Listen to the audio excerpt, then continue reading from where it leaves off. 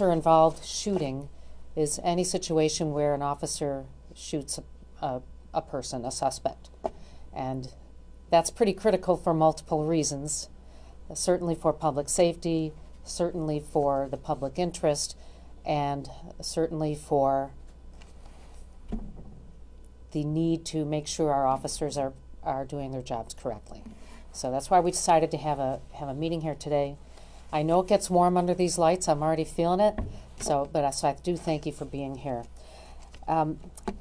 This incident happened when deputies responded to reports of a man in Columbia, Tusculum, chasing people in his neighborhood with a baseball bat. When the deputies responded, they found Robert Eldred there. He was resistant and actively attacked the deputies. We are gonna show you some video in a minute, but I do want to make sure that you know that any attack on law enforcement is an attack on public safety, and we're taking this extremely seriously. So Robert Eldred was indicted on 5 counts of felonious assault. These were assaults on law enforcement officers, sheriff's deputies. Before I turn it over to the sheriff, I just want to advise everyone that the deputies who responded repeatedly used de-escalation techniques that were very effective and probably saved Mr. Eldred's life. And you'll see some of those techniques employed here, but it clearly indicates that there is a strong policy in the sheriff's office to de-escalate tense and stressful situations, and that because of the very good training these deputies had, they were able to employ those even though the situation was tense and was stressful and possibly unexpected at that point. So I'm going to ask Sheriff McGuffey to step up and tell you a little bit about what happened. Thank you, Madam Prosecutor. What I'd like to do is, first of all, and first and foremost, assure the public that our deputies who were involved in this situation are all well. We have given them time off, which is a policy. We have offered wellness to them in the event that they need that, and each and every one of them are doing well at this point. So I'd like to assure the public of that. They did, obviously, they lived through a traumatic moment. They lived through traumatic moments that they knew that their lives were put in danger. So I want to assure the public that our officers are good. They're okay. Next, I'd like to introduce, I have Major Chris Kettman right here. He is the major of our road patrol. I also have Major Tony Aru. He is the commander of our intelligence unit, our criminal investigation section, and also I have Sergeant Joe Lee here, who was actually managing this incident in real time. He is a sergeant in charge of how this investigation is conducted, paying attention to every detail and making sure that everything is documented appropriately so that we can tell the story correctly. So they will come up to the mic here in a bit. We are going to show you the video. And what you will see in the video is this. Our officers are trained to de-escalate. You're going to see very key moments when they did that de-escalation. They worked to try and bring this individual's erratic behavior down. You're going to see moments that actually, quite frankly, can be shocking. It's something that our deputies experience and see, and officers experience and see out in the real world every day. The officers arrived and they recognized that the individual, what you'll see on the video, they recognize this individual, they're familiar with him, and they also recognize he was exhibiting dangerous behavior, assaultive behavior. He has a bat. That's the first thing you'll see. He is wielding a bat, and that's a very key moment. You'll see the officer de-escalate there. Our deputy de-escalates. Next, after he is finished wielding the bat, he actually goes back in and gets an axe. He comes back out. That's what you'll see on the video. And our goal is to, again, calm the situation, slow it down. deputies are coming. The original deputy on scene knows that, so he's trying to de-escalate, wait till the other guys get there. When everyone gets out and we're all in position, one thing I want you to note on this video is we are trained, because in past incidences there was confusion if everybody's trying to give a command. And that is a very natural reaction. Everybody's trying to give a command to the individual. What you'll see our deputy do, who is the lead, he tells everybody, be quiet, I got it. And then you'll see that begin that narrative between he and this individual. That is a de-escalation technique that we have trained, and he uses it very, very well. The next thing you'll see is this individual approach one of the officers in a very dynamic way, putting that officer's life in danger, and you'll see the officer's reaction to that. As I said, some of the things you'll see can be shocking, but again, it is something that we have to do. Our deputies, one, have to control a situation, de-escalate the situation, and save their own lives when they're in fatal danger. So the next thing you'll see is after the deputies deploy different tools that we have, and that includes firearm, taser, a beanbag shotgun. After we deploy those methods, you'll see the individual on the ground and he is injured. And then the thing that happened next and will be explained to you is our officers immediately rendered first aid. We have trauma kits that we put in every car, and that's what you'll see the deputies begin to do, is save this man's life. So I'm going to turn it over now to Major Tony Aru, who is our intelligence, as I said, commander. He and Sergeant Lee can answer your questions, walk you through the video, answer questions about where our officers were, what they did, and so forth. So thank you very much. Major? Thank you, Sheriff. So there's a lot of video. As the Sheriff said, we have some key moments in it that we want to point out, and we're going to cue those up, and myself and Sergeant Lee can. So after the initial deputy gets on the scene, he'd been there a couple times earlier that day.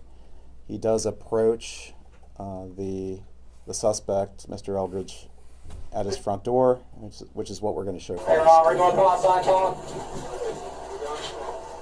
No, come outside right now, man. I need you to come outside. Hey, buddy, listen, you're not in no trouble. I ain't trying. I don't want you to get a gun. I want to make this safe. When you come out, I'll talk to you just like we did earlier. Remember, we talked for. Hey, puppy. 9-11. Hey, leave the bat in there. Leave the bat in there, man. Hey, leave the bat in there. No, hey, Robert, leave the bat and put the bat down. Stop.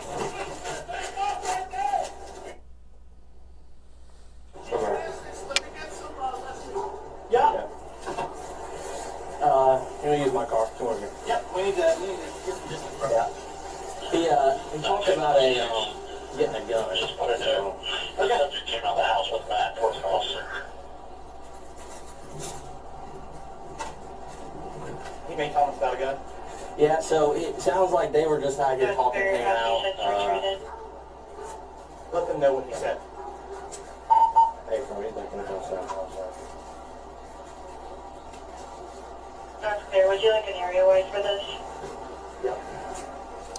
Quick pause. Just a quick pause here. You'll see that in that initial exit, where the suspect comes out of the house, that's dangerously close with a very dangerous object. The deputy retreats, creates distance. They get behind their cars for safety to take control of the situation. In the bottom right corner, you'll see there's another deputy that's getting less lethal options to try and de-escalate further. Drop the bat! Hey, Robert, put the bat down. Put the bat down. Robert, come out. Hey, come out. Come out, buddy. Put the bat down. Hey, we don't. Bat down. I'll put this down. That's when I'll talk to him. Hey, Robert, we just talked for 30 minutes earlier. Why did you just come to me like that? Hey, put the bat down. Put it down. Put it down. all units, assume a perimeter, area 17.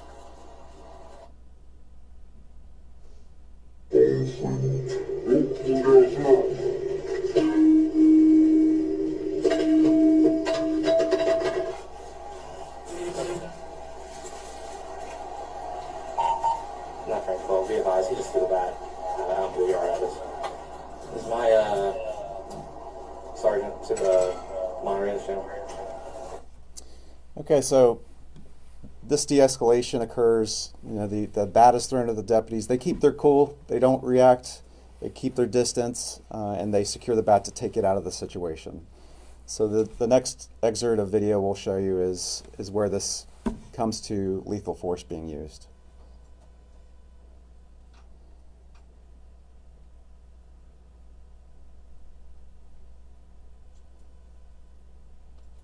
What's going on with you?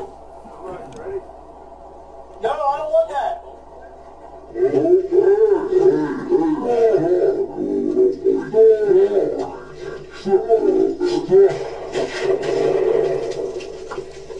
Quick pause there. So at this point, he retreated into the house. He has a hatchet in his hand. You'll see that hatchet in a moment. And as he's running to his left, but the view to the right, an officer engages him, protecting himself with the gunfire. He's hit in the hand at this point only, and we'll continue the video from there.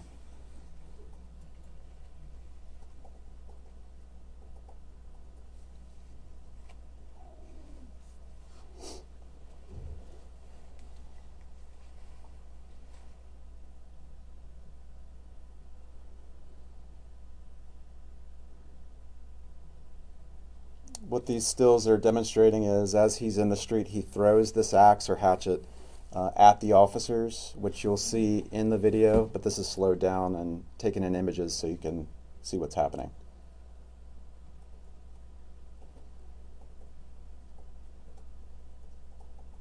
This is just demonstrative about distance from where the officers were, where he was standing. This is the hatchet or axe. Stop! Get down! Get down!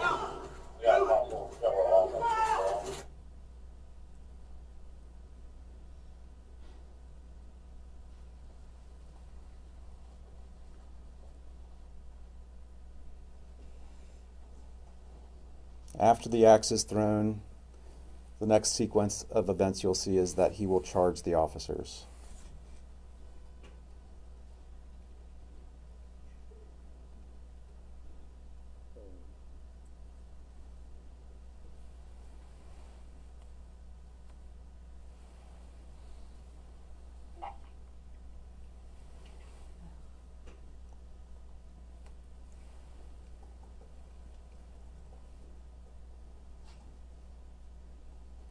This is a shot of him reaching for the officer's pistol.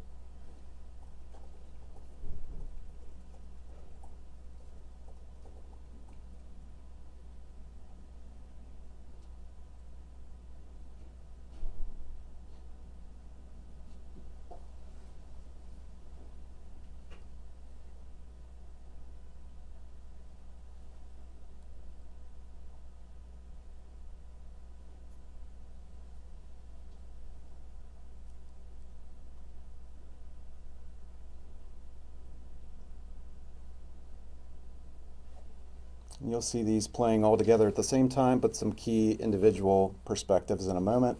And this is him tangled up with the officer's radio cord. So he's right on top of him. It's very dangerous.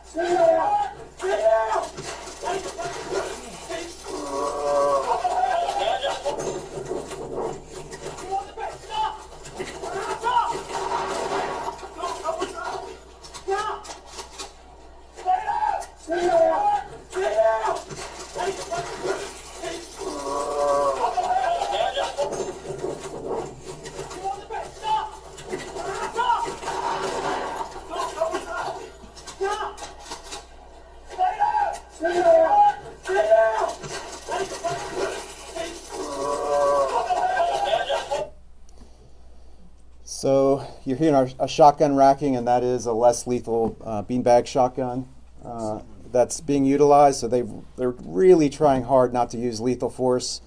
They're forced to use it to protect not only themselves, they're in fear for their life, but they have to protect the community there as well. So this was a very unfortunate situation, but what we're not showing here immediately is they go immediately into taking him into custody to get handcuffs on him. He continues to fight, and then they go immediately into life-saving mode with those trauma kits that were mentioned before in order to save his life until we can get the paramedics on scene to do advanced life-saving efforts. So that is a summary of what you saw, and we're happy to answer any questions. But thank you, Sheriff. Thank you, Prosecutor. Why were you guys come out there in the first place? Come on up here, Sheriff. They were responding to reports from the neighbors of a man chasing people with a bat. Sheriff, you can come up. I heard kind of just prior to the tasing incident, I heard what sounded like two gunshots. Were those shotgun rounds being fired, or did someone else fire their weapon? So we did not have shotgun rounds deployed. That's what the commander's going to step up and talk about. We had less than lethal rounds in that shotgun. Okay, so are those the shots that I was hearing, the less than lethal shotgun rounds? Sergeant, you want to address? Yeah. It was a number of rounds. The shotgun rounds were going off, but you did also hear two fired rounds from a service weapon. But he was only struck once in the hand. He was struck once in the hand in the beginning when he ran to the left. He was struck once in the hand. And then when he ran back, he was also struck in the back. It was two more rounds fired at that point in time. Okay. So at what point was he hit with those other two rounds? He was hit in the hand first then, First. and then we saw him fall down. Is that when he fell? No, that's when, if you go back, That's when- you'll see him jump and switch hands with the axe and run up the street, and he stops, and then he holds the axe above his head, and then he throws the axe, and then he approaches the officer. At that point in time, two more rounds were fired, and he was struck with one of those rounds. Did he have any other weapons at that time? No, What is his condition at this time? I believe he's in critical condition still at University Hospital. You guys had run-ins with him before. It sounds like when they start, they're talking about they'd been there earlier, and then all of a sudden this next incident here happens. What sparked that? What sparked the second call? What was the first call about? His mental conditions were deteriorating. We went and talked to him, and he showed the officers that he didn't need help. He wasn't a detriment to himself at that point in time, nor the community. And the officers left. They spoke with him in detail. The officers spent some time there and spoke with him, and then he left thinking everything was okay. And then he was summoned back by the call from the neighbors saying he was wielding a bat at people in the neighborhood. Was he on drugs or drunk or anything like that at the time? We don't know any of that right now.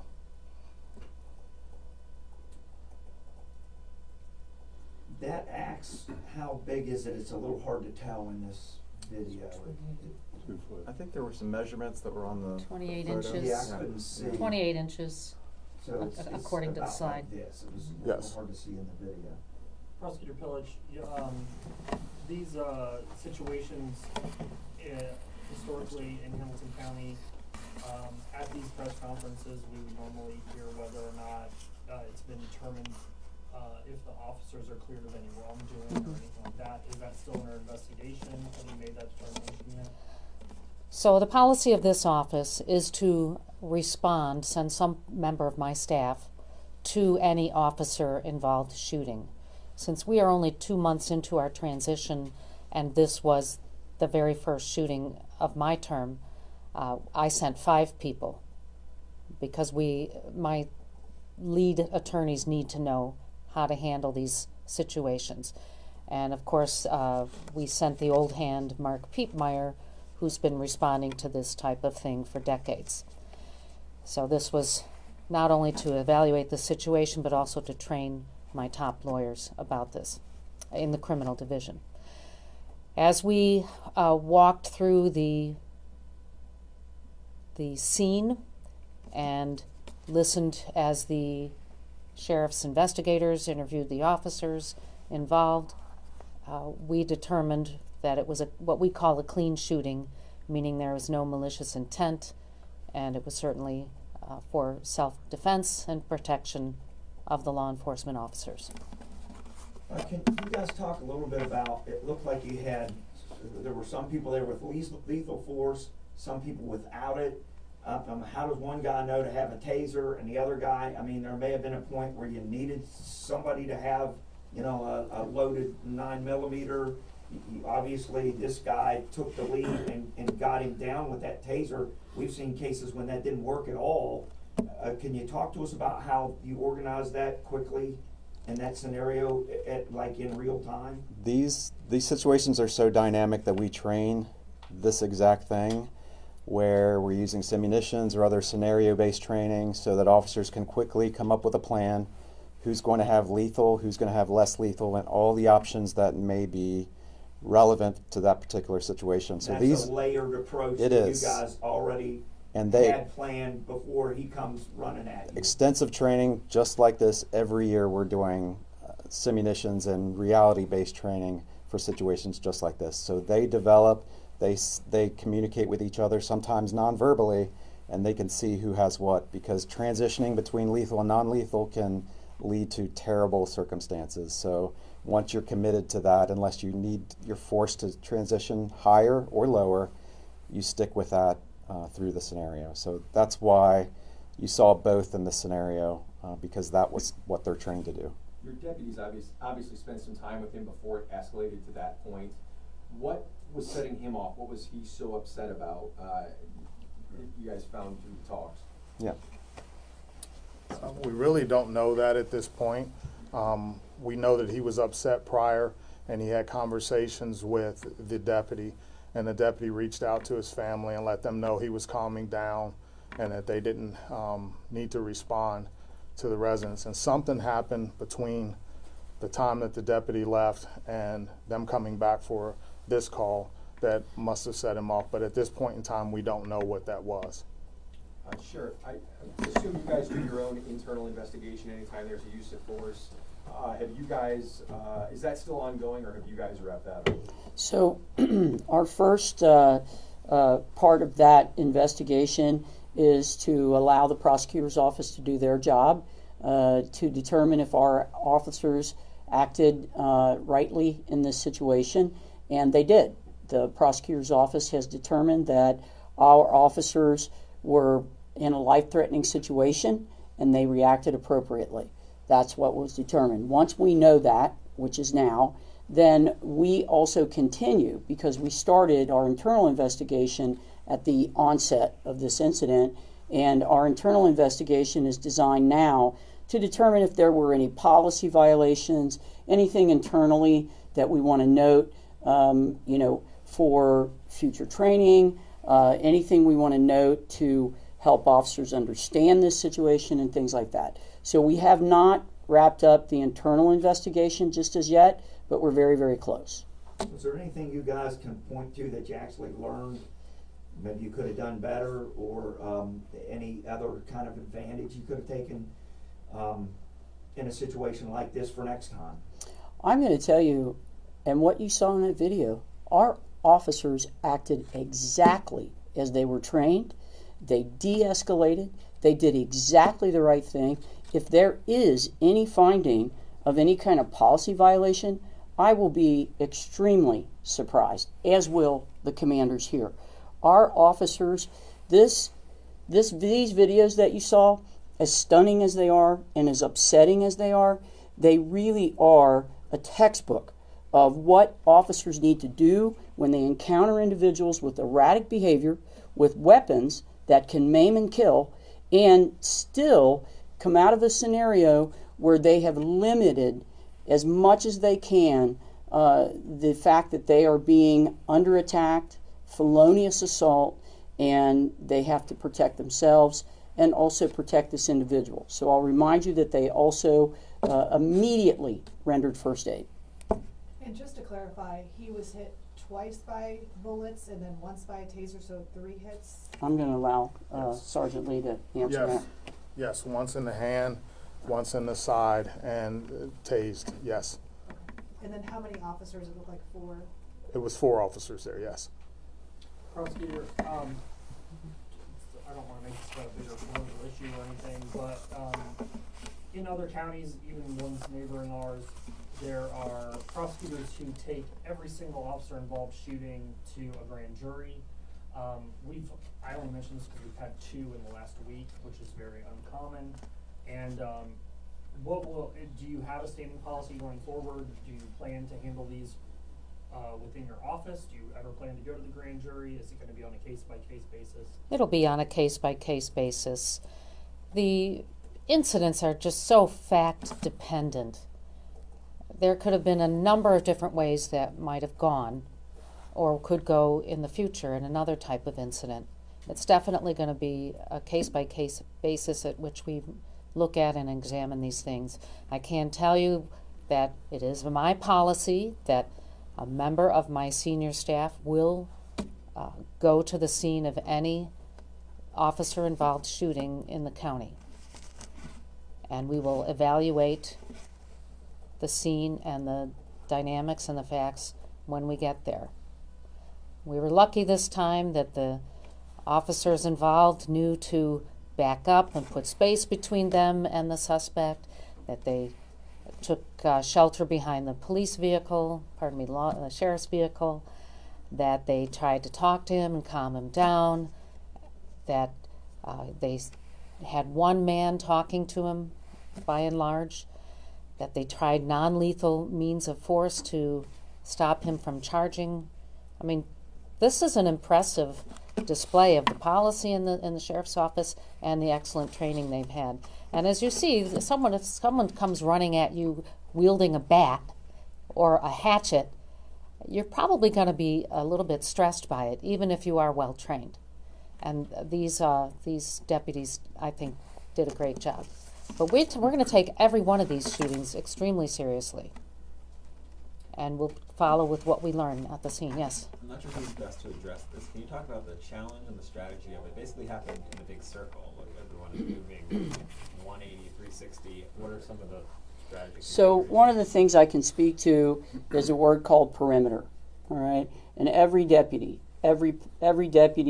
who's out there on patrol, and even deputies in the jail and everywhere else we're deployed, we want to establish a perimeter so that we have a certain area that we know we're working in, that we know pretty much how much room we have to back up, where our other partners are. And that's what you saw in that video that the commander talked to, Major Aru. You know, people knew instinctively what their partner was, had in their hand, where their partner was, and that is coordinated, and it is something that we're so well trained in it. As you can see, those deputies do it without even thinking. Sheriff, another question. The names of the officers, are those being held back due to Marcy's Law? That is correct, and if you need a further explanation of that, I can have Major Aru step up and explain. I think we all know Marcy's Law is to protect people who are, targets of crime and so on and so forth, and that's what happened here.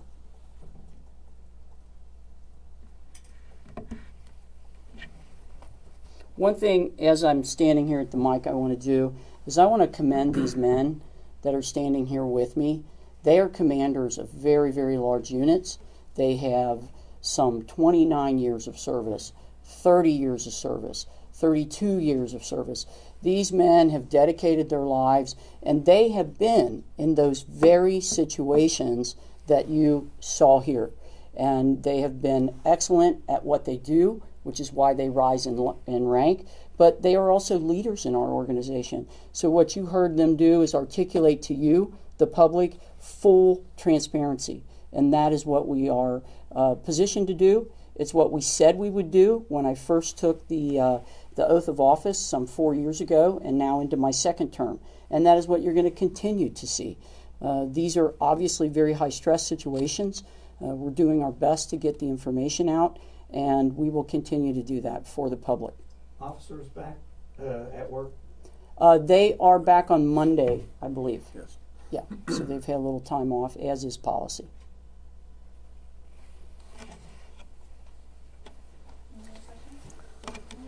All right, with Yeah, that, well, I just want to thank you all for coming. I want to thank the sheriff and the other leaders in this room for the work they've been doing, trying to make sure that we keep everybody safe.